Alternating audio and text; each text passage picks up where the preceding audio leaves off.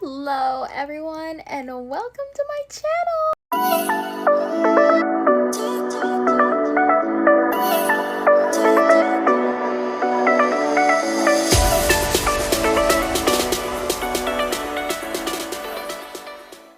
So for those of you who don't know me, my name is Joelle and I am originally from Cebu, Philippines. And just a little bit after middle school, my parents decided to migrate me to the land of the free, the US. And if any Filipinos are watching, yes, marunong po ako mag-Tagalog and kabalo po ko mag-Bisaya, but I will do this video in English.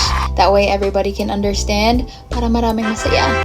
Growing up in the Philippines and then all of a sudden moving to a whole different country, it has been crazy.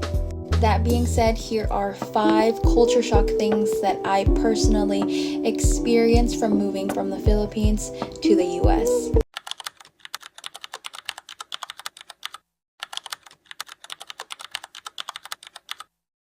So number 1 on my list is transportation. In the Philippines, I was used to having public transportation, sikad, motor, jeep, bus, and going to places. Here's actually a picture of me and my friend. Hapit na may malita ni guys, so ikapyot na lang may sa jeep.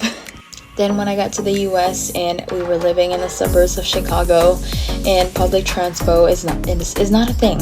It's not a thing, guys. There's Uber and all, but for the most part, you would need to have a vehicle. So you would need to pass your driver's ed, and then you would need to get your license and have a car to get to places. Number 2 on my list is diversity.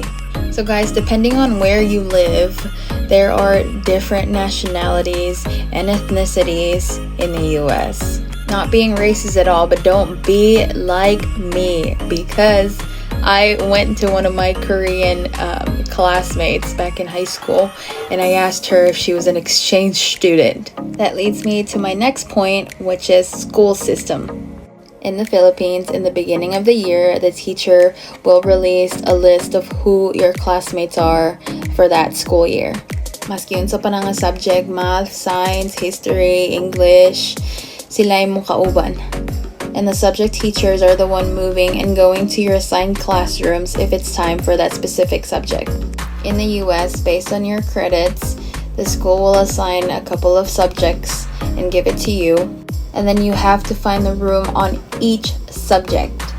You will have different classmates per subject and different teachers per subject, so you will be the one moving from classrooms to classrooms. Usually when it's lunch or recess, you're able to go out and get some food from outside vendors, well, depending on where you went to school in the Philippines. At least based from my experience in the US, we were only allowed to stay inside in our cafeteria. Also, if you don't have your own vehicle yet, yes, the yellow buses does exist.